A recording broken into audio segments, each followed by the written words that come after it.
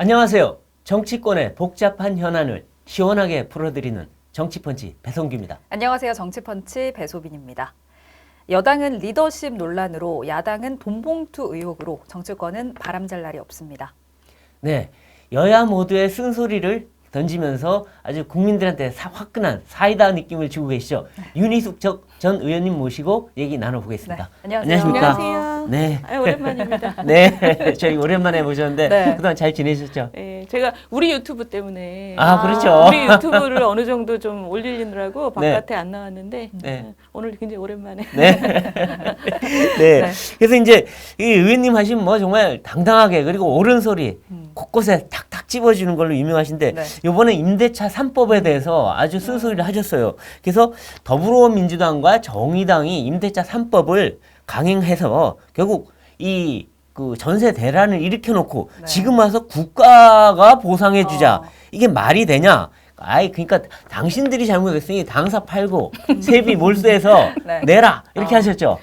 이게 그렇죠. 이게 웃을 일은 아니고 네. 그렇죠. 이게 왜냐하면 국민들이 이번에 그 피해자가 된 젊은이들에 대해서 굉장히 안타까워해요. 그렇죠. 왜냐면 이 친구들 자기가 모아놓은 돈 막 뭐 9천만 원, 8천만 원 이걸 날렸으니까. 생태 같은 돈을 띠낀 거 아니에요, 그러니까. 정말. 근데 어른 입장에서는 야, 네 인생에 앞으로 이거 모을 수 있어 이런 얘기 옆에서 정말 해주고 싶은데 네. 젊은이들 입장에서는 그게 마음에 잘 와닿질 않는 거잖아요. 그럼요. 그러니까 어른들 입장에서 너무 안타까운데 그걸 이제 정부가 보증금을 빼서 준다 이러면 국민들 마음속에 딱 드는 느낌은 그 앞으로도 보이스피싱이나 이런 부동산 사기 이런 거 앞으로도 계속 있을 텐데 네. 그걸 다 정부가 우리 세금으로 하는 게 가능해? 네. 이런 마음인 거예요. 네. 그러니까 이거는 이 사건의 본질은 사기 사건이니까 네. 그 많은 사기 사건을 어떻게 정부가 국민 세금으로 해주겠어요. 그 기본적인 선이 있는 거고. 네. 근데 민주당하고 정의당이 그 선을 넘어서 해주자는 거잖아요. 그렇죠. 네. 그 얘기는 뭐냐면 앞으로 나올 모든 사기 사건하고 이 사건은 다르다라는 거거든요. 네. 다른 게 뭐냐? 정부가 책임이 있다. 정부가 책임이 있다는 거는 정책 실패다잖아요. 네. 네. 그러면은 임대차법 만들어서 이 전세 시장을 혼란의 도가니로 네. 집어넣은 본인들부터 네. 우리가 잘못했다. 어. 그러니 우리가 진짜 뭐 당사라도 팔아서 돈을 보탤 테니 네. 이래야지 진정성이 느껴지지. 네. 지금처럼 자기들은 아무 얘기 안 하고 정부 책임이니까 정부가 다 보증금 해주자 이러면 사람들이 저게 진정성이 전혀 없다고 느끼는 네. 거거든요. 그렇죠. 맞습니다. 그러니까 의원님께서는 야당이 임대차 3법 통과를 주도하면서 이제 전세 시장에 혼란을 가져왔다, 전세 사기 원인을 제공했다 이런 주장이신데 그럼 구체적으로 임대차 3법이 어떻게 전세값 상승을 좀 이끌었는지 좀 설명해 주시면 좋을 것 같아요.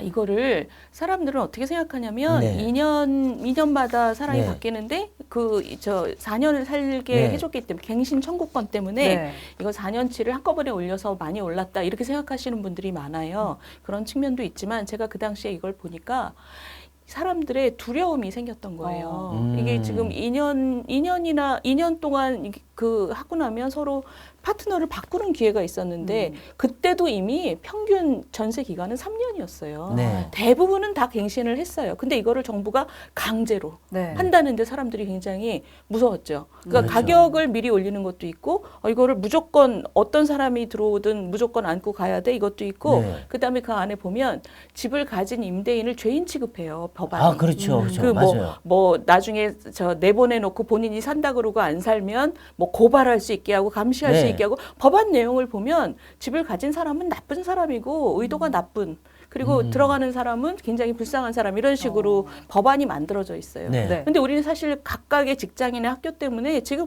모든 사람이 임대인이자 임차인이고 다 그렇거든요. 네.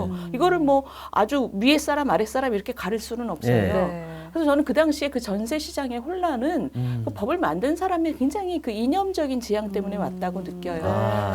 그 그림을 보면 그 2020년 7월까지 큰 문제가 없었어요. 전세 네. 시장은. 네. 그렇죠. 8월에 이게 7월 30일 날 통과를 하는데 바로 직후부터 전세 가격이 완전 수직으로 급등을 해요. 그렇죠. 그 사람들이 너무너무 혼란스러웠던 거예요. 네. 그 당시에. 네. 그 당시에 그 5분 영상이 또 화제가 됐잖아요. 그쵸, 저는 화제가 됐죠. 임차인입니다라고 예, 예. 했던 그 내용은 좀 어떤 내용이었습니까?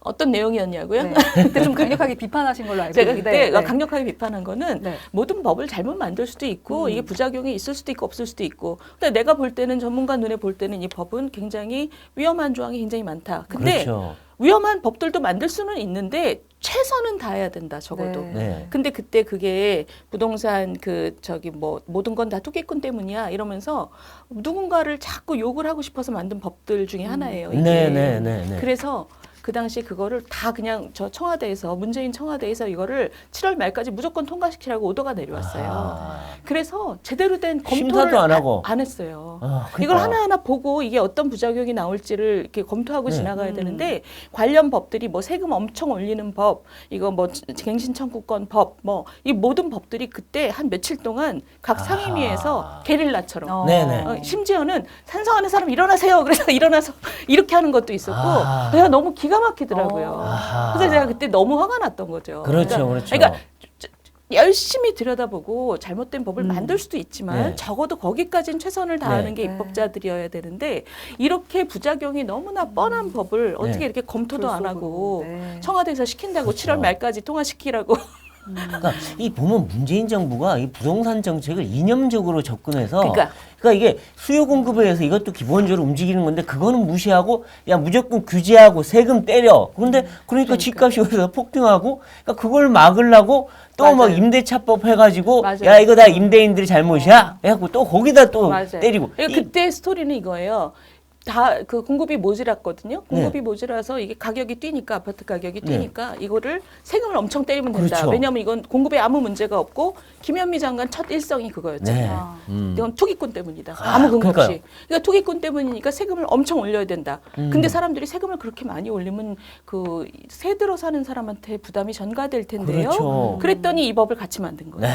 그때까지 전세 시장은 사실 별 문제가 없었어요. 그렇죠. 근데 7월 달 제가 그때 5분 연설 할 때 예. 7월 그 후반부터 네. 현장에서 막 그런 얘기들이 돌기 시작. 이런 법이 네. 통과될 거기 때문에 네. 막 가격이 들썩들썩 한다는 네. 거예요. 그러더니 정말 7월 말에 이게 통과된 다음에 난리가 났죠. 그렇죠. 뭐 그러니까 전세를 구하기도 힘들고 또 그러니까. 집주인은 또 자기 집에 자기가 들어가지 않으면 전세를 또 그러니까. 뭐 빼게도 못 하고 그러니까 막 집주인도 전월세 사는 사람들 다 혼란이었어요 그때. 근데 이게 제일 문제가 뭐냐면 이게 우리나라에서 자산을 축적하는 방식이 주거 사다리거든요. 네. 젊은이들이 맨 처음에 요만한 월세로 시작해서 그렇죠. 돈 모아서 전세 전세. 가고 전세도 이번에 보시면 아파트 아닌 빌라. 비아파트 빌라, 네. 네. 빌라 전세, 그다음에 아파트 전세, 그다음에 조그만 아파트 내가 마련하는 거. 이게 그렇죠. 우리나라의 주거 사다리예요. 맞아요. 각각을 우리가 정부가 각각의 단계를 조금씩 도와주는 장치들이 네. 있잖아요. 네. 근데 이번에 이게 뭐냐면 빌라 전세를 완전히 망가뜨렸어요. 그 중간 다리를. 아하. 그래서 지금 젊은 친구들이 소형 아파트로 막 몰려간다는 얘기도 있고 빌라가 근데 문제는 겁나니까. 겁나니까 이거 네. 다 잠재적인 사기꾼들 아니야? 네. 근데 이 빌라 임대인들은 또 영세한 사람이 많아요. 그렇죠, 맞아요. 거기 그러니까, 또 그러니까 이 사람들은 여기서 또 사람들이 막 빠져나가면 손님을 못 받으면 네. 여기가 망가지는 거예요. 그렇죠. 그러니까 지금 우리나라에 이렇게 하나의 어떤 선으로 연결된 주거 사다리를 그냥 폭삭 망가뜨려진 거죠 이번에. 네. 그렇군요. 네. 근데 이제 이번에 근데 그래서 이 법을 만든 두 당이 징벌적 손해배상을 오히려 해야 된다라고 말씀하셨는데 네. 또 심상정 의원은 이 전세 대란이 법 때문이 아니라 금리 때문이었다라고 주장을 했어요. 그러니까 자기 책임은 없다. 이런 아니 건데. 그러니까 그것도 맞아요. 왜냐하면 우리가 그 임대차법을 통과시킨 게 저금리 국면이 2020년 초반부터 0%대였어요. 네, 네. 그러니까 저금리가 시작되는 국면에서 여름에 임대차법이 통과되면서 그 전까지 멀쩡하다가 이게 완전히 혼란의 도가니가 시작이 돼서 그 다음에 2년은 네. 그 다음 2020년부터 2년은 저금리 때문에 이게 더 올라간 게 맞아요. 아, 네. 이건 전 세계적인 현상이니까. 근데 김상정 그 의원 말대로 네. 이게 저금리가 주범이라면 네. 정부가 지금 보증금을 해줘야 될 이유가 없는 거예요. 네, 왜냐하면 네, 네. 이 시장의 상황에 따라서 생긴 문제이기 때문에 예. 그거는 각자가 책임져야 되는. 그러니까 심상정 의원이 자기가 무슨 얘기를 하는지 좀 생각을 하고 얘기를 해야 되는데 지금 이분이 그 무조건 사람들한테 보증금을 해줘서 구해내야 된다를 얘기를 네. 하다가 그럴 거면 잘못부터 얘기하세요. 그랬더니 내 잘못 아니고 시장의 문제예요. 시장의 문제면 정부가 들어서서 보증금을 그렇죠. 하면 안 되는 해줄 거죠. 이유가 없는 거죠. 그런 그러니까, 거죠. 그러니까 자가당착에 빠져 있는 거네요. 그런 거죠. 그러니까 이거를 이 정리를 하면 이런 거예요. 이거는 본질은 사기 사건이다. 네. 네. 근데 사기꾼들이 네. 횡행하게끔 그 배경을 만들어준 데에는 정부의 책임이 또 크다. 네. 네. 거기까지는 우리가 다 알고 있어요. 근데 이 사건의 본질이 사기라고 생각하는 한은 정부가 그 피해를 다 보상해 줄 수는 없는 거죠. 그러니까 그렇죠. 오늘 이제 정부가 전세 사기 특별법 포함해서 피해 지원 방안을 발표를 했습니다. 그러니까 뭐 우선 매수권 법제와 뭐 취득세 면제 등 뭐 이런 내용인데 어떻게 좀 보셨습니까? 조건 6개 충족해야 된다라는 게 붙긴 했는데. 그러니까 지금 이 정부가 하려는 태도는 네. 이게 워낙에 이 단일 사건으로서 너무나 많은 피해자들이 있고 그리고 국민들의 공감도 있어요. 네. 너무 안 됐다. 네. 그러니까 정부의 입장은 뭐냐면 기존에 있던 제도에 돈을 왕창 넣어서 네. 네. 기존의 제도 틀 속에서 최대한 돕겠다. 아, 예요. 네. 이게 아. 우선 매수권 하시는 분한테 저리로 대출해드리고 그다음에 정부가 매입 임대 해가지고 20년 장기 임대 해드리고 길로 나앉지 않게 하겠다. 네. 요거예요. 음. 근데 이제 그 안에 지금 몇 가지 조건들이 뭐 다수 피해자 이런 것들은 너무 막연해서 네. 저는 거기에 대해서는 뭐 이번 주 안에 네. 또 얘기가 좀 더 진행돼야 될 것 같은데 네. 네. 기본 철학은 네. 그런 디테일의 문제보다 기본 철학은 정부는 이게 사기 사건이다. 앞으로도 이런 사건 많을 거다. 그러니 이번에 보증금을 피해를 완전히 보상해 줄 수는 없다. 왜냐? 네. 다른 국민들이 그걸 납득하겠냐. 그렇죠. 또 그- 형평성이 있고 그렇죠. 다음번에 국민들의- 또 그러자 그러니까 그러고. 국민들의 세금으로 다 하는 건데. 네. 그러니 기존 제도를 최대한 활용하겠다는 아하, 것이고 네. 민주당하고 정의당은 자기들이 원죄를 갖고 있다는 사실을 인지를 못한 상태에서 그냥 세금으로 다 해. 이런 거죠. 저분들은 무조건 다 세금으로 하자는 주의자예요. 뭐 근데 어쨌든 이 원인 제공을 한 그러니까 그래서 결국 젊은 층의 주거 사다리를 부러뜨린 그러니까 제비다리를 부러뜨린 분들인데 이분들 명단도 공개하셨더라고요. 62명. 다 못했어요. 더 다- 많은데, 더 많은데. 그 공간이 모자라가지고. 왜냐면 법이 굉장히 여러 개 나왔기 때문에. 아, 예. 아, 근데 그분들은 지금 자기들 입법 잘못에 대해서 조금이라도 반성이나 사과를 하나요? 본 적이 없어요. 한 번도 안 했죠. 한 방도 없죠. 그리고 민주당 분들한테 얘기하면 막연하게 이렇게 얘기해요. 그래서 정권 바뀌었잖아 이래요. 참. 아니, 자기들 잘못도 인정해야지 뭐 정권 바뀌었다고 끝이에요? 그러니까 우리들이 한 모든 잘못은 조국 사태부터 부동산까지 모든 네. 잘못은 정권 바뀐 걸로 다 정산 끝 이런 아, 뜻이죠. 정산 끝. 아니, 지금도 사기 피해자가 나오고 있는데 정산이 그러니까 되나요? 정산 그게? 안 되죠. 앞으로도 지금 이 빌라 전세는 네. 앞으로도 피해자들이 더 나올 것 그러니까요. 같아요. 계속 나오겠죠. 그리고 이게 역전세가 되면 이게 사기는 아니지만 역전세 때문에 또 피해가 나올 수 있어요, 지금. 그러니까요. 네. 그건 근데 정말 시장의 요동치 그렇죠. 결과라고 해서 정부가 거기에 대해서는 지금 개입할 생각이 없는 것 네. 같아요. 네. 그러니까 지금 시장의 요동만으로 생긴 그 역전세, 그다음에 네. 사기, 네. 그다음에 이제 민주당 야당은 정책 실패로 인한 보증금까지 다 해줘야 되는 재난 이렇게 네. 얘기하는 거죠. 근데 그 얘기가 되려면 자기들이 정책 실패를 그렇죠. 어떻게 했는지를 먼저 엎드려야 되는 거죠. 그렇죠, 네, 그렇죠.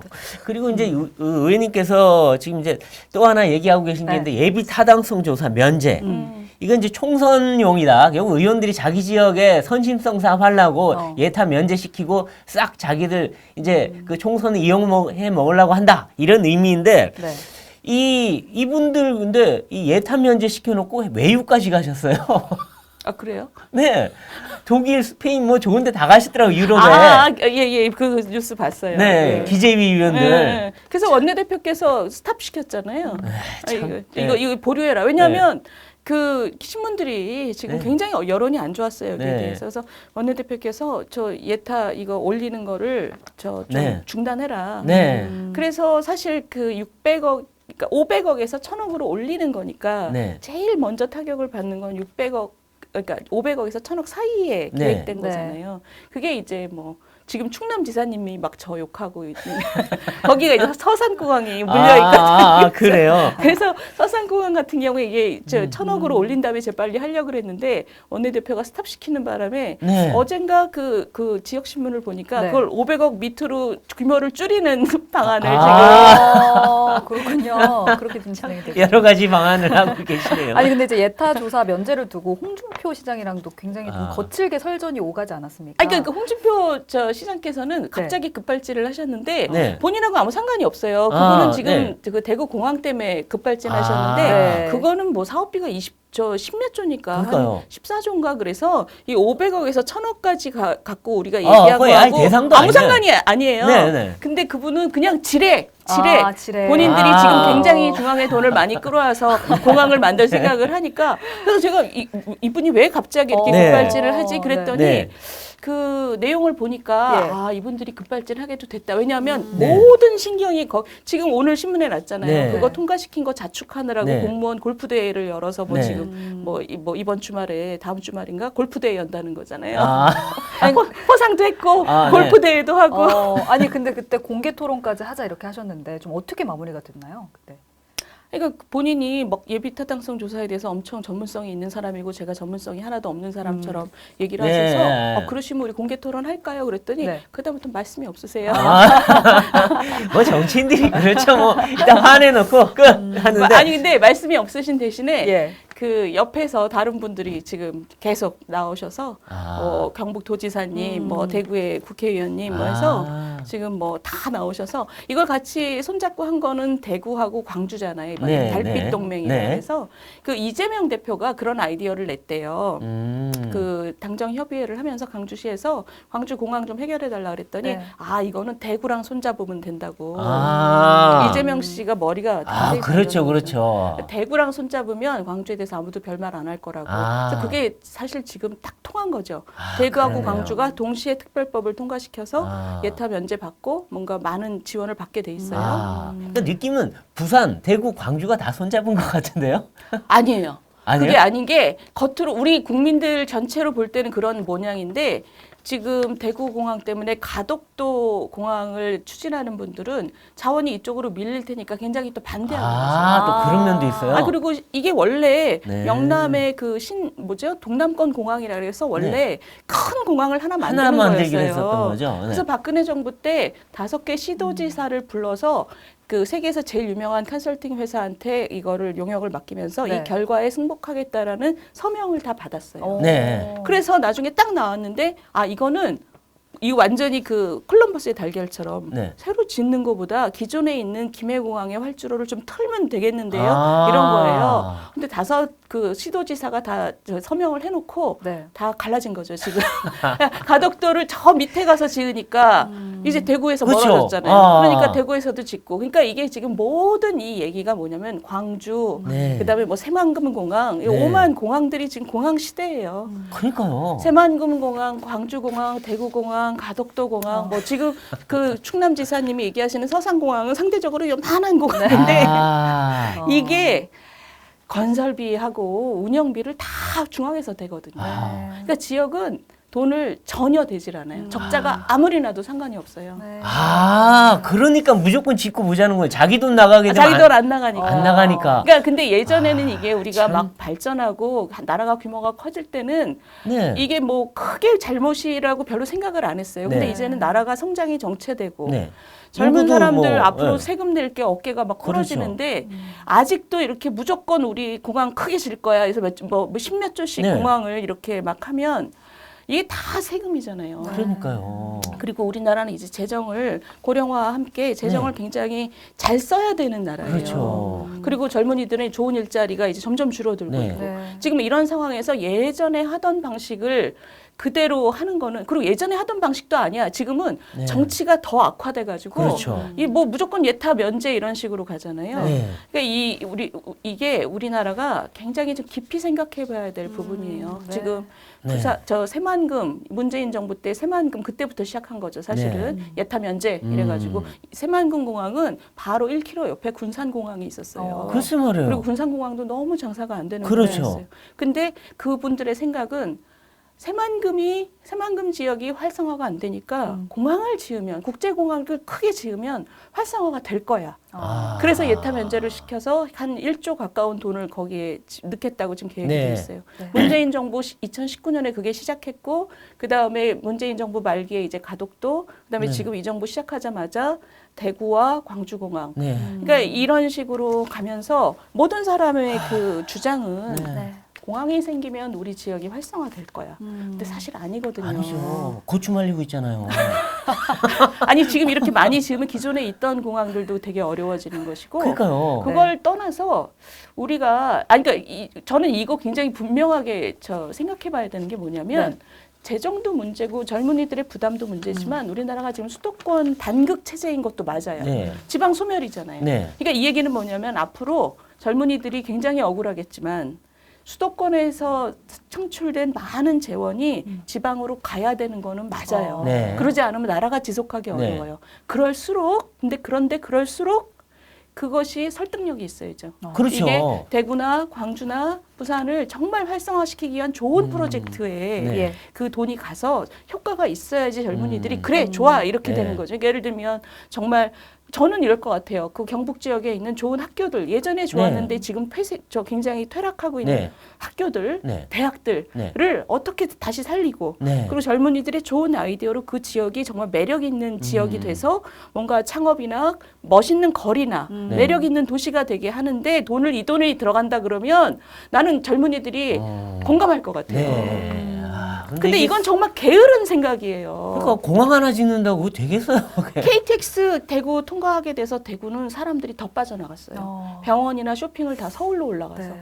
아, 그래요? 공항이나 철도는 다 중앙이 돈을 대고 그러니까 다 지역은 무조건 우리가 그런 거 이런 좋은 교통망만 되면 된다고 생각하는데 결과적으로 대구가 지금 쇠락하게 된 중요한 그 계기 중에 하나가 KTX거든요. 아, 오히려 빠져나간다. 그러니까 그게 나가기 좋게 만들어줄 때는 들어오기 좋게 하는 매력 포인트가 훨씬 큰 게 있어요. 그렇죠, 그렇죠. 그렇죠. 그래서 여기서 놀고 돈 쓰고 바깥 사람들도 오고. 네. 아, 알겠습니다. 그러니까 이게 참 경제 전문가 얘기를 들으면 네. 뭔가 차원이 틀려요. 네. 이제 정치로 한번 가보시죠. 네. 이제 정치로. 자, 지금 민주당은 뭐 돈봉투니 뭐 그리고 또 각종 이상한 발언으로 막 매일 파문을 일으키고 입법 폭주하고 이러고 있는데 그런데 국민의힘 지지율은 안 오르고 오히려 더 떨어집니다. 예. 이 참 김기현 지도부 체제가 들어오고 나서 점점 존재감도 없고 네. 지지율은 떨어지는데 네. 이게 왜 이런다고 보십니까? 그렇죠. 잘 모르겠어요. 저도.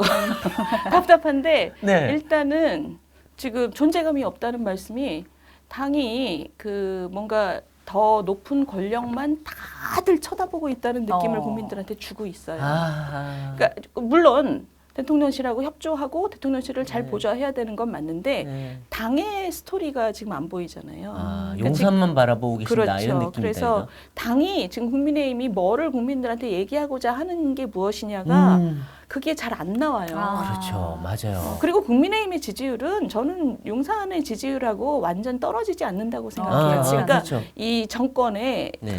지금 좀 우리 지지자로서 안타까운 부분은 큰 줄기로 뭘 하고 있다라는 느낌을 국민들한테 지금 잘 그렇죠. 못 주고 있어요. 네. 네. 그러면 이제 중간중간에 실점 요인이 나와도 뭐였죠? 주어가 없어 뭐 이런 실점 요인이 나와도 큰 줄거리에서 이 정권이 지금 뭔가를 뚜벅뚜벅 그렇죠. 하고 있다 이런 느낌을 주면 이게 좀 요동이 있어도 올라가는데 상쇄가 되는데. 지금 그런 느낌을 잘 못 주고 있는 그렇죠. 것 같아요. 맞아요. 맞습니다. 그리고 이제 민주당 같은 경우에도 지지율이 급락을 하면서 지금 굉장히 위기를 맞고 있습니다. 돈봉투 의혹 때문에 송영길 전 대표 피의자 신분이 됐고, 그 지금 민명배 의원이 1년 만에 또 복당을 하지 않았습니까? 민주당 상황 좀 총평을 해주시자면 어떨까요?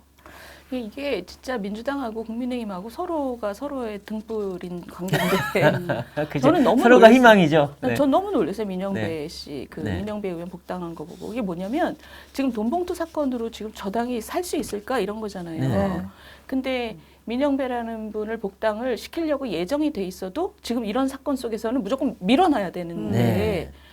아주 당당하게 그렇죠. 과거의 그 위장 탈당이라는 걸 네. 스스로 자랑하는 것처럼 네. 네. 그 얘기는 뭐냐면 돈봉투 사건이고 뭐고 우리는 신경을 안 쓴다는 거죠. 그러니까 중도고 뭐고 우리는 필요 없고 우리 아. 강성 지지자들한테만 잘 보이면 되고 아, 그러니까 너무나 당당한 거예요. 네. 국민들은 지금 저당이 간판을 내릴 수도 있겠다. 네. 앞으로 지금 뭐 송영길 혼자 탈당했으면 그 다음에 뭐 저 윤관석이나 이성만도 탈당해야 될 것이고 네. 3만 개 녹취 파일에서 이름이 앞으로 수십 명이 더 나올 텐데 네. 그럼 저당은 간판을 계속 올리고 있을까 이런 네. 생각이 드는데 그거를 굉장히 선제적으로 지금 정리를 해야 네. 어떻게 하겠다라는 게 나와야 국민들이 요만큼의 신뢰라도 네. 보낼 텐데 민영배 복당을 지금 결정하는 걸 보고 네. 저는 저분들이 믿는 게 뭐냐 네. 우리구나 아,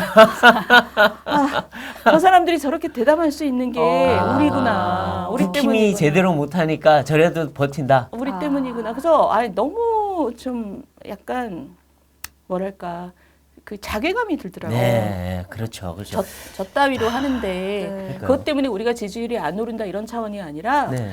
저렇게 할 수 있는 그 배짱이 네. 우리가 너무 아무것도 안 해서 네. 그렇구나. 그래서 좀 진짜 죄송하고 자괴감이 들어요. 그리고 이 보면요, 이 위장 탈당, 위장 징계 전문 정당 같아요. 이 보면 이 민영배 의원도 위장 탈당이었지만 사실 김홍걸 의원도 복당시키잖아요. 이번에 그러니까요. 그분도 재산 숨긴 것 때문에 그래갖고 유죄까지 받았는데 그때는 징계한다고 딱 제명시켜놓더니 네. 지금 살짝 복당시켰어요. 이게 말이 됩니까? 그리고 송영길 의원은 자기가 탈당한다 해놓고 자기 대변인을 김의겸 의원을 시키겠대요. 이것도 뭐 탈당 아니잖아요, 그러면. 그러니까요. 탈당 아니, 아니잖아요. 그러니까 지금 무서운 게 없는 거죠. 어. 그러니까 무서워해야 되는데 네. 무서운 게 없어요, 이분들이. 아, 그러니까요. 아니 근데 저는 그게 이분들이 이렇게 마음 놓고 저럴 수 있는 이유 중에 하나가 네. 이번에 그 이재명 대표가 그랬잖아요. 네. 국민의힘 김연아는 어떻게 되고 있어요? 뭐 박순자는 어떻게 네. 되고 있어요? 그러니까 저는 뭐 박순자 이런 분이 누군지도 모르는데 어찌됐든 그건 되게 한심한 거죠. 본인이 그렇죠. 지금 굉장히 한심한 그 완전히 다 시궁창에 빠져 있는데 네. 얼른 기어 나와서 국민들 앞에서 죄송하다고 하고 몸을 씻어야 되는데 네. 쟤도 시궁창이에요 이러는 네, 거잖아요. 여기다 이제 물 뿌리는 거죠. 시궁창 물 그러니까 뿌리는 거죠. 굉장히 한심한 대응인데 네. 문제는 뭐냐면 그런 얘기들이 들려왔을 때 국민의힘도 저당도 저렇게 돈봉투로 난리지만 공천헌금 이런 얘기가 우리 앞으로 싹 들어가게 하겠다. 우리부터 하겠다. 이래야지 사실은 이게 거리가 벌어지잖아요. 네. 근데 그걸 지금 안 하고 있는 거죠. 손가락질만 하고 있죠, 계속. 그러니까 야당이 공세를 했을 때 좀 잘 대응하는 모습을 좀 여당이 보여줘야 될 것 같은데 그런 모습이 좀 아무래도 부족하지 않나 싶거든요. 좀 답답하죠. 네. 그리고 이제 그 이정근 씨의 이 3만 개 묵시파에 네. 여기에 정말 뭐가 들어있냐. 뭐 이정근 노트 얘기까지 나왔고 또 그 중에는 뭐 이 야당 친문, 친노, 친명계, 자금줄 얘기까지 있다. 뭐 이런 얘기들이 나오는데 어디로까지 번질까요? 모르죠. 모르죠. 그 3만 개 안에 무슨 네. 얘기가 있을지. 그러니까 네. 이게 그분이 제가 서초에서 같이 네. 그 선거를 했잖아요. 네. 그분이랑 저는 그분이 그렇게 거물인 줄 몰랐어요. 네. 그냥 계속 나와서 떨어지는 분이라고 생각했는데 네. 이번에 보니까 정말 당에 굉장히 거미줄 같은 돈의 그렇죠. 흐름을 다 알고 있는 거고 네. 그걸 또 다 녹음도 했고 필사까지 해서 네. 자기의 필사로 또 기억을 더듬어서 자기 살기 위해서는 당이고 뭐고 없는 분이잖아요. 아, 지금. 그렇죠. 그러니까 이 당이 컨트롤해야 정말 그분 하나 때문에 좀 흔들흔들 하고 있는데 그렇죠. 그러니까 뭐 정리될 당이면 당이 정리되는 것도 네. 좋고 근데 적어도 그 안에 이런 게 비정상이라고 생각하는 분들이 네. 지금 당을 청소를 해야 되는 거죠. 네. 그런 지금 딱 그런 시점인데 네. 그거를 안 하고 있어요. 그러니까 그렇죠. 요거를 청소해서 그 당이 조금 더 발전하는 게 저는 우리 정치를 위해서 굉장히 중요하다고 그렇죠. 생각해요. 네. 또 우리 국민의힘도 같이 네. 같이 개혁하고. 근데 둘이 같이 업그레이드 해야 되는데 다운그레이드 되고 있어요. 그러니까요. 지금, 지금 그분들이 뭐 별로 신경 안 쓰는 것처럼 보이잖아요. 네. 밖에서 볼 때는 몇 명만 떠들지. 그렇죠. 네. 아, 참. 근데 이제 민주당이 이런 와중에도 또 이 대통령 방미, 사실 그 국가 원수의 외교 문제는 사실 너무 함부로 얘기하면 안 되잖아요. 국익을 위한 거니까. 근데 그 대통령 방미에 대해서 조금만 뭐 있으면 막 트집 잡으려고 난리치는데 그 뭐 제대로 된 그 지적을 하면 좋은데 뭐 양이원영 의원 같은 경우에는 뭐 넷플릭스가 우리한테 투자한 거를 우리가 반대로. 넷플릭스한테 투자한 거라고 엉뚱한 소리를 하고 또 장경태 의원은 국가원수가 원래 꽃 받으면 이게 약간 어린애가 쏟아듬거나 아니면 볼에 네. 비비고 하잖아요. 그걸 갖고 무슨 아동 학대라고 이 사람들 왜 이러는 거예요 정말 이게 수준 이하예요 수준 이하. 말 그대로 수준 이하죠. 네. 그러니까 두 가지가 다 있는 것 같아요. 개인적인 수준이 실망스러운 것도 있고 네. 두 번째는 그 마인드셋 자체가 지금 아. 뭐라도 찾아내려는데 네. 온 정신이 다가 있는 거죠. 네. 그러니까 그 당에 지금 그러고 있는 거죠. 그리고 그렇죠. 그거는 그 당의 문제만이 아니라 우리 정치가 지금 그렇게 돼 있는 거예요. 그러니까요. 지금 대통령이 방미를 하고 이 큰 세계적인 질서가 변화하는데 네. 거기서 저는 비판하려면 비판도 좋다고 생각해요. 우리 그렇죠. 국민이 그 내용에 대해서 우리 외교의 방향에 대해서 생각이 다른 여러 가지 의견들이 맞아요. 나와서 내용에 의견은 다를 대해서 수 지금 있어요. 서로 비판도 네. 하고 이게 맞다 틀리다 얘기해야죠. 네. 그런데 그 내용에 대한 얘기는 지들이 이해도 못하고 알고 싶지도 않으니까 아주 엉뚱한 거를 네, 지금 요만한 보여주는 것들, 게 네. 근데 이게 지금 우리 정치의 모습인 거죠. 네. 그렇죠. 물론 그 개인들도 너무 한심하지만 그러니까요. 그 개인 플러스 조직 문화 플러스 네. 우리 정치의 문화가 전부 다 지금 하나로 엮여 있는 거죠. 맞아요. 네. 그러니까 보면 지금 장경태 의원도 가짜 뉴스 지금 옛날에 그 뭐 그 여사님 캄보디아 방문할 때 그 조명 갖고 경찰이 아니라고 딱 했잖아요. 그리고 우상호 의원도 그 뭐 공관에 네. 뭐 이 외교부 장관 부인을 김건희 여사 쫓아내니 그것도 아닌 걸로 나왔고 그런데도 또 계속 의혹을 제기하고 또 아니라 그러고 하는데 그 김의겸 의원도 가짜 뉴스 몇 번 얘기했습니까? 그래놓고 지금 또 뭐 송영길 의원의 대변인을 맡겠느니 뭐니 아 이분들 정말 좀 그런 얘기했으면 창피해서라도 좀 입 좀 닫아야 되는 거 아니에요? 아니 근데 저는 가짜 뉴스 때문에 창피한 거는 그것도 문제지만 네. 국민들 입장에서는 이래요. 조명을 쓰면 어떡해? 안 쓰면 어때? 그게 뭐에 중요해? 그러니까 왜 그거 갖고 왜 저 사람들이 1억이 네. 넘는 돈을 받으면서 네. 그거 갖고 왜 시간과 정력을 쓰나 네. 너무 한심한 거죠. 네. 그렇죠, 네. 그렇죠. 정말. 이제 한미 정상회담 이야기를 잠깐 해보자면 강화된 확장 억제 방안을 담은 워싱턴 선언을 발표를 했습니다. 뭐 타이완 해협, 우크라이나 관련 이야기에도 뜻을 좀 같이 하기로 했는데 한미 정상회담 좀 어떻게 평가하십니까? 그냥 안보 협력 강화한 것에 대해서는 저는 뭐 좀 그 우리가 오랫동안 미국 쪽에 얘기했던 것들이에요. 네. 왜냐하면 지금 국민의 한 60%가 우리 자체 핵무장을 하자라고 주장하시는 네. 분들이 많아요. 네, 왜냐하면 북한이 저렇게 막 불꽃놀이 하듯이 그렇죠. 미사일을 쏴대니까 네. 국민들이 불안하시잖아요. 근데 그 지금 우리가 자체 핵무장을 지금 하는 것으로 인한 부작용 또는 우리가 치러야 될 비용에 대해서는 차분한 논의가 아직 없었단 말이에요. 네. 그러니까 이때까지 기존 정부의 입장은 이거를 일단 우리가 차분하게 얘기하는 분위기로 가기 전까지 국민들을 일단 좀 안심시키기 위해서 확장 억제라는 것을 실효성 있게 그 미국하고 좀 효력을 더 확장시키자. 네. 요 얘기를 지금까지 계속 해왔는데 네. 미국 쪽에서 사실 잘 안 들어준 거죠. 네. 근데 이번에 그런 부분에서는 굉장히 큰 그 변화가 있었던 거예요. 네. 저는 그건 다행이라고 생각해요. 네. 그러니까 우리가 자체 핵무장이나 뭐 전술핵을 들여오고 이런 것들이 미래에도 여전히 그 문제는 살아 있어요. 네. 그 살아 있는데 그때까지 우리가 좀 차분한 논의를 할 수 있으려면 네. 이번에 그 미국하고 우리가 여기에 대해서 동의한 거 네.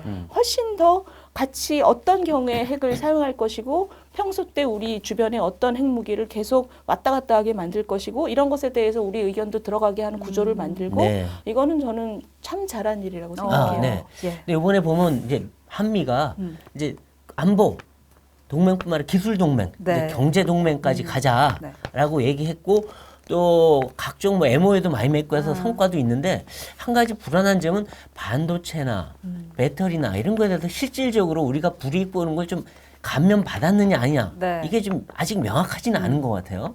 안 된 것 같죠? 아니, 그러니까 지금 이게 우리 안보 문제에 있어서는 우리 동맹이 굳건하다.